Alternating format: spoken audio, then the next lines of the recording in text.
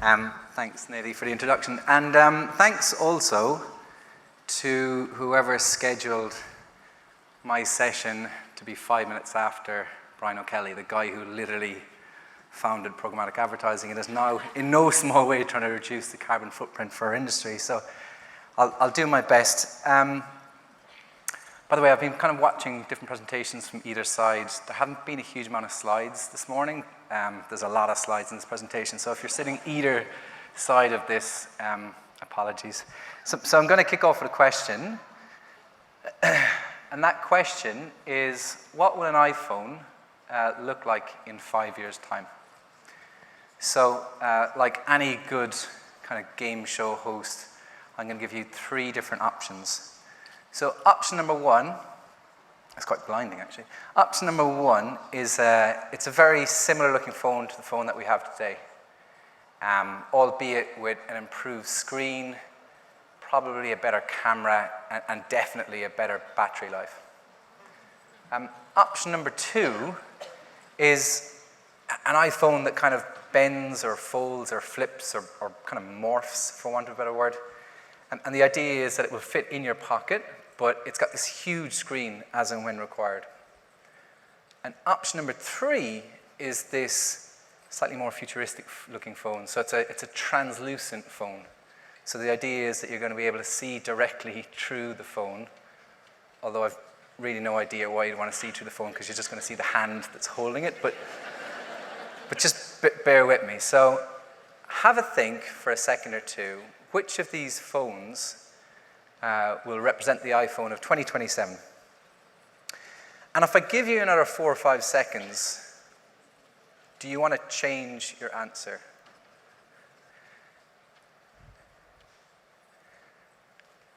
And then I want to ask you a second question, which is, how did you make your decision? How did you arrive at that answer?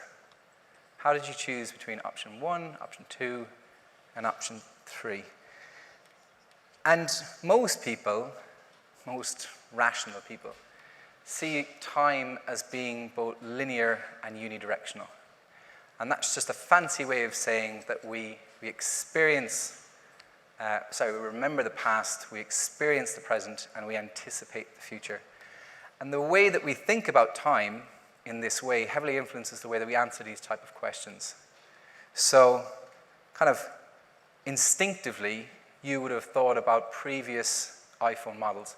You would have used past and present iPhone models to help anticipate or define what the future looks like. So this is like system 1 kind of thinking kicking in here, right? You would have looked at some of the shortcomings of the iPhone 12, 13, or 14, and you would have extrapolated out 3 or 4 models and tried to overcome some of those. That form of innovation is called a process of iterative development. It's small tweaks on the previous version. And that explains how some of you landed on option 1, right? You perceived that that battery could be improved, the camera could be sharper, the screen could be better, and that got you to option 1. Option 2, I suspect what's happened there is that some of you have been influenced by the Samsung Flip or the Samsung Fold, which after the global recall of 2019 and 2020 should probably be called the Samsung Flop. I'm here all day. That actually went down a lot better today than it did in Melbourne last week, so yes. And option number 3, I have no idea how you people got here. I told you it was a silly idea, and you still went with it.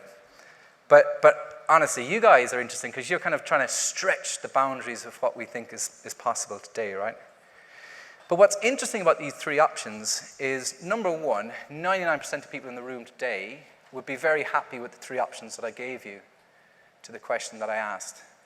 And the second interesting thing is that for all 3 options, it's essentially a kind of an extension of the past and present.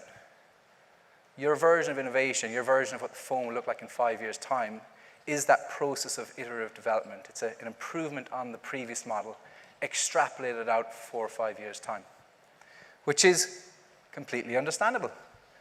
It's exactly how Nokia thought about the same question 20 years ago. They had this incredibly successful phone, which had 60% of the global mobile device market, 60% at the turn of the century. And for them, answering the question, what does the phone look like in 5 years' time? The answer was about it needs to get smaller. It needs to fit into the consumer's pocket. And then they reached a moment in time where they kind of said, no, it actually needs to get bigger.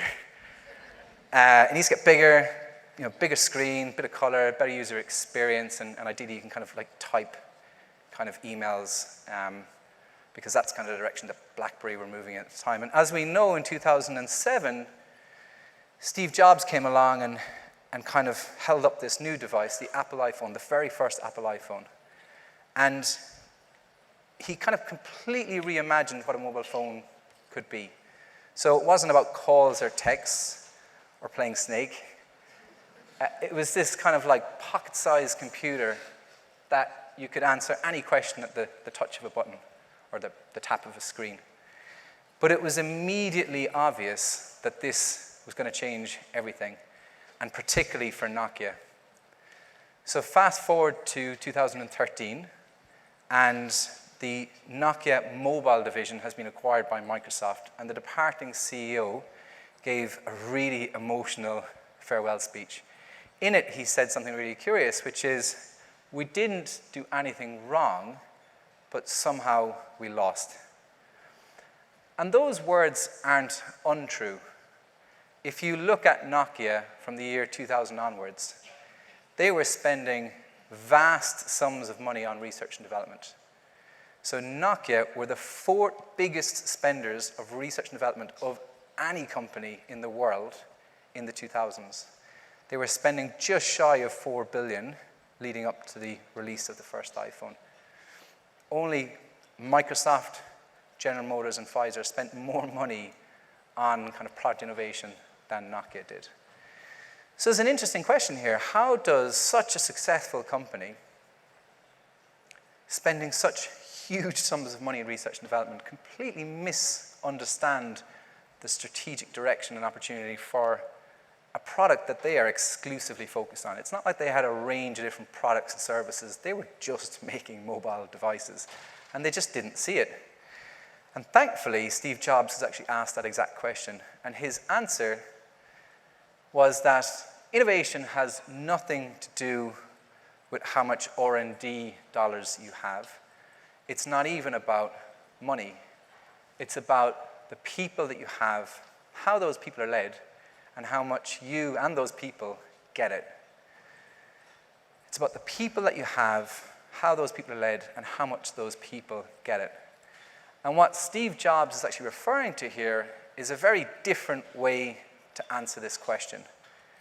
Not where you're confined to the past and present to help anticipate or define the future, but is there a way to answer this question that allows you to see some breakthrough technologies and major disruptions over the next 5 years? Is there a way to answer this question where your options are not small kind of iterative improvements and feature updates, but in actual fact where your options are maybe the iPhone in 2027 is Apple glasses, which are rumored to be launched in 18 months at the beginning of 2024. I would say that's probably more probable than the three options I gave you up front. Or it's plausible that it's smart lenses. These are being positioned as invisible assistants in California. They're currently going through clinical trials by a business called Mojo Vision. Or it's even possible that it could be biometric technology. Now, I'm not saying there's going to be 6 billion people walking around with chips in them in 5 years' time, but I am saying in kind of Western markets like Australia that potentially these could move from early adopters to mainstream within the next 3 to 5 years. Just FYI, there's about 500 people living in London who have these things implanted in their bodies. And they can do everything from like kind of like a transport card to a credit card to basic kind of mobile technology or capabilities. So this stuff is already out there. It's going through clinical trials. As I say, it's just whether or not it's going to reach that mass adoption over the next 5 years. For me, what's more interesting than these three options is how I got to these three options. Which brings me to this, wow, this incredibly fancy-looking slide, Jesus, called futurology. So futurology, to use Steve Jobs' words, is how you can lead people to get it.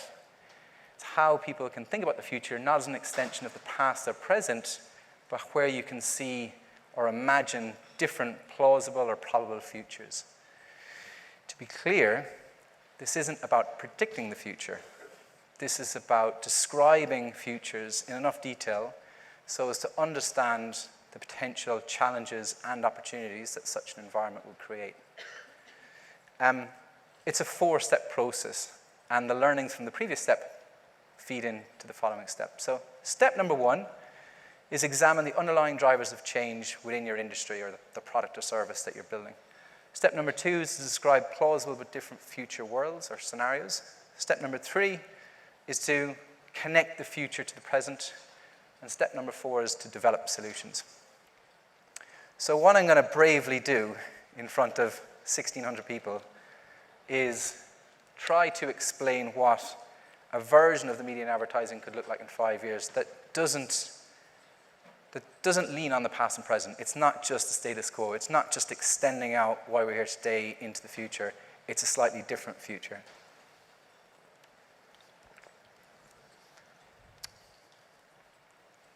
So, step number 1, examine the underlying drivers of change.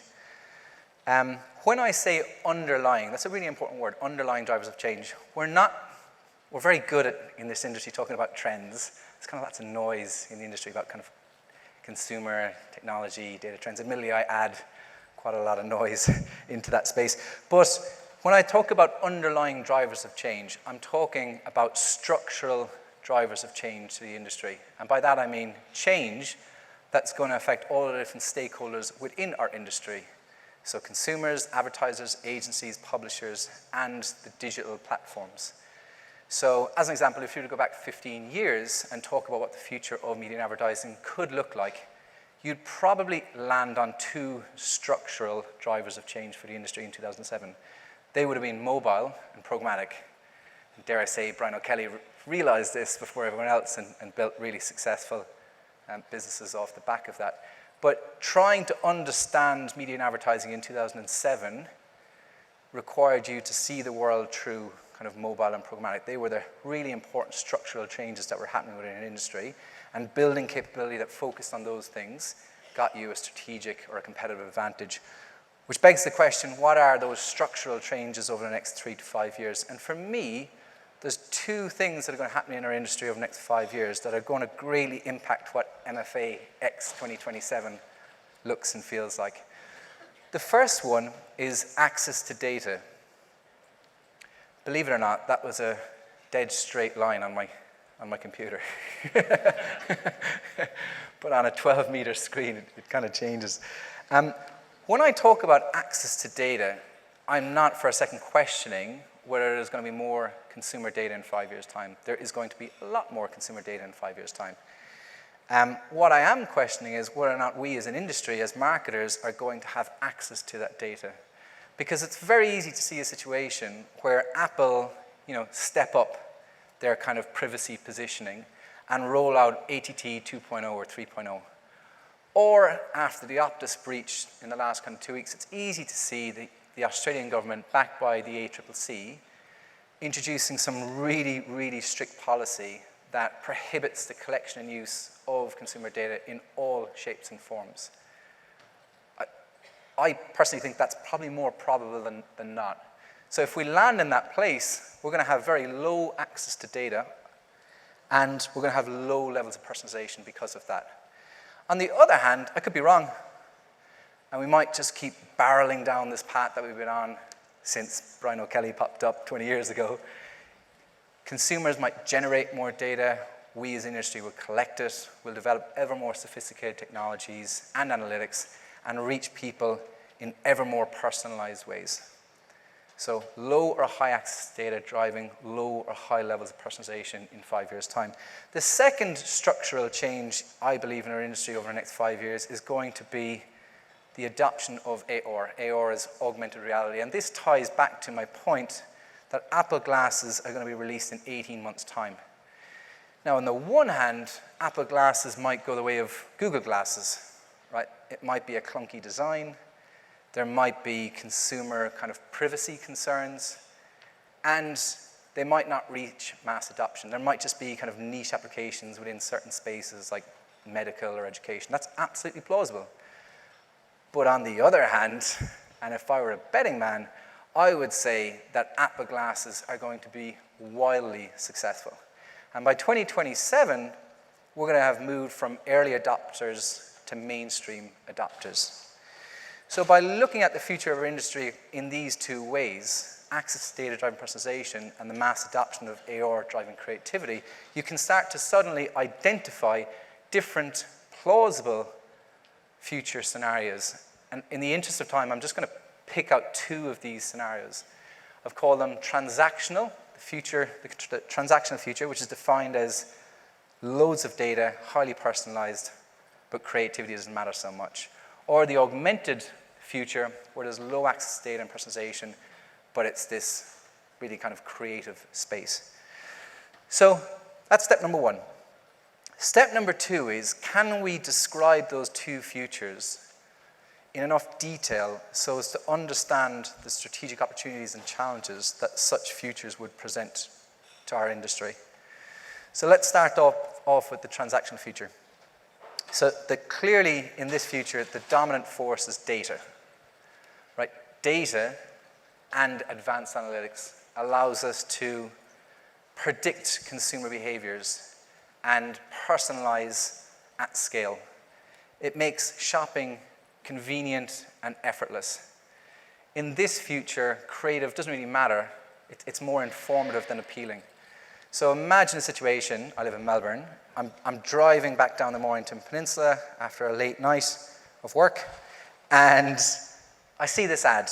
It says, Mark, size 10 air zooms are available at the next exit. There's 50% off in the next hour only. And in 5 years' time, this is entirely possible. It's probably possible today, truth be told. I'm a Nike member, so they know my name, they know my shoe size, they know the last time I bought some runners, they know I've got a marathon coming up, they probably know how quickly I can run that marathon. They know my location, either through my iPhone, my Fitbit, my smart car.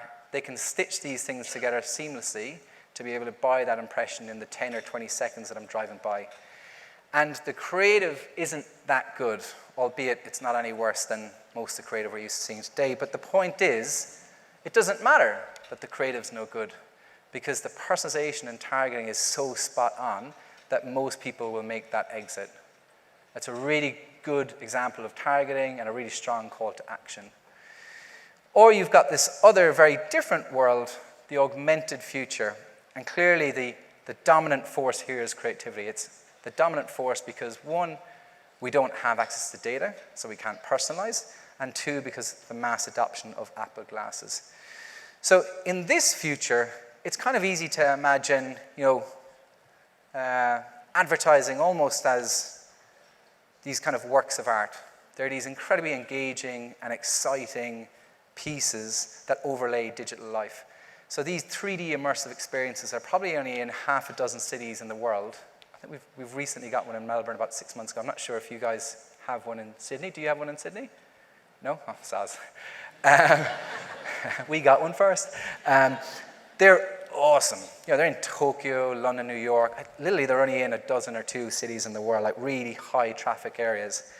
And they're really cool kind of experiences. But in the augmented future, these are everywhere, or anywhere where a kind of a Pokemon Go could go, right? The idea is, with augmented reality, that you are overlaying your everyday life with digital art, information, and potentially brand experiences. Step number 3 is, can we connect the future to the present as opposed to connecting the present to the future? We're working backwards. So let's try, with the augmented future, to connect that future back to today's world. So in this augmented future, Nike are killing it, no surprise.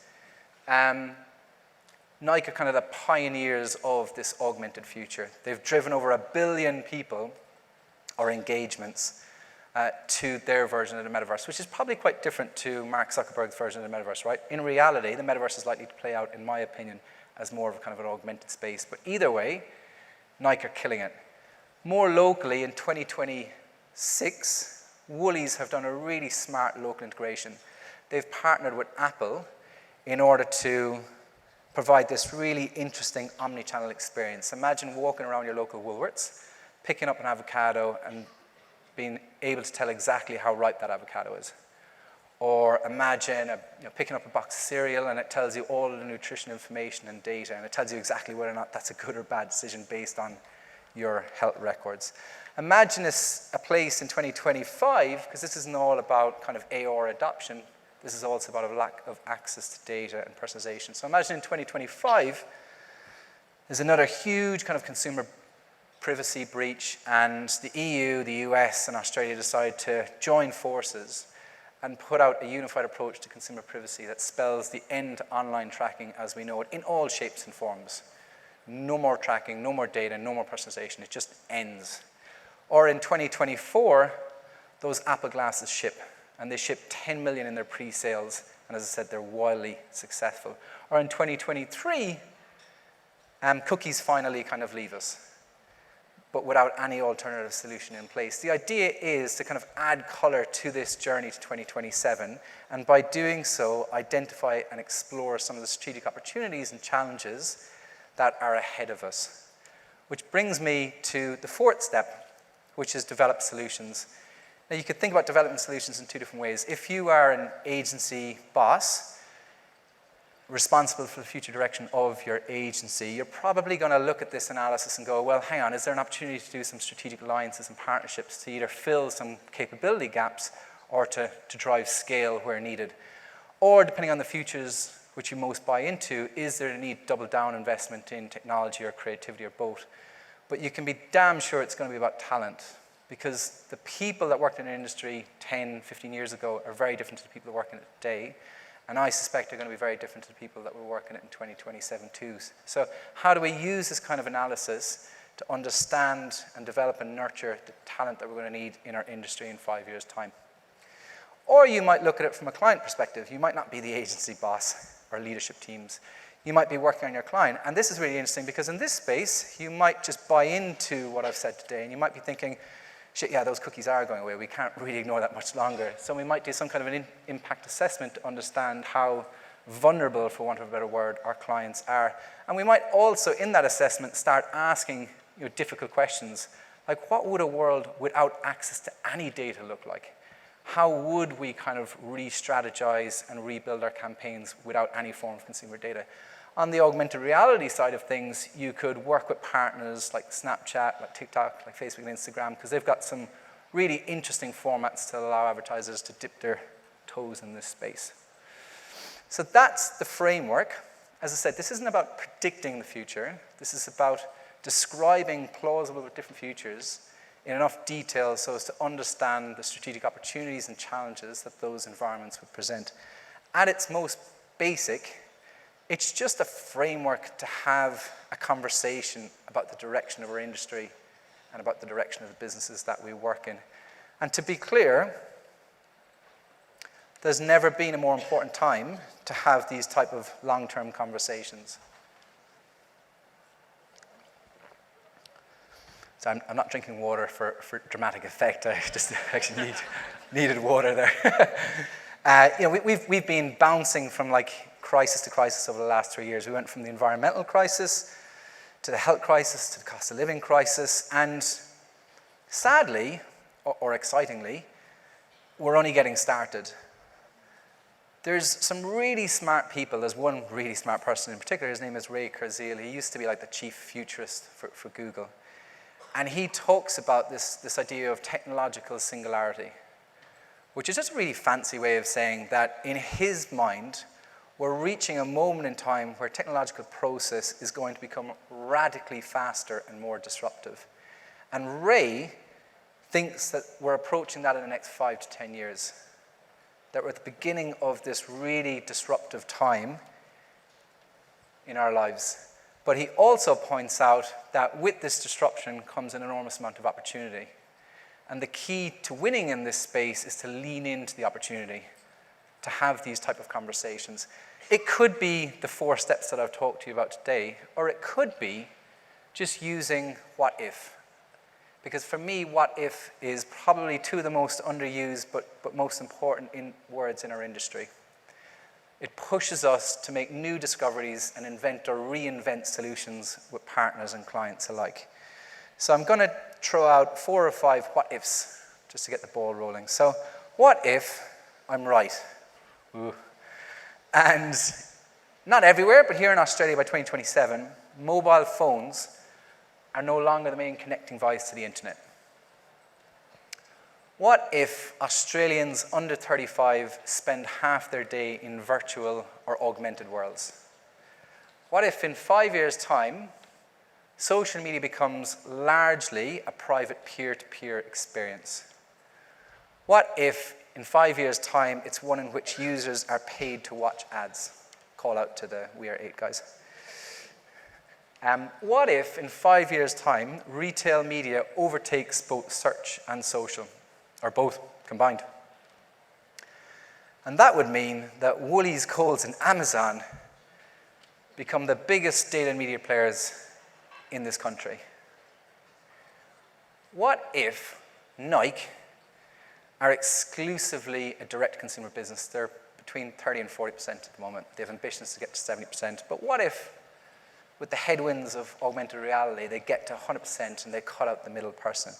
Or if Apple becomes the biggest advertising company in the world by 2027. They're building a DSP, they've got $4 billion in search, and as of yesterday, they've announced some TV ad formats. So what if in 2027 it's not about Google or Meta or TikTok? What if it's about these guys? The point that I'm trying to make is we don't best serve clients by not asking these questions. The best way to service your clients and to prepare them for this kind of disruption is to ask these kind of difficult questions and to not pretend that we're going back to business as usual, because there is no such thing as business as usual anymore, unfortunately. And I think this is where we as an industry and as changers are kind of uniquely positioned.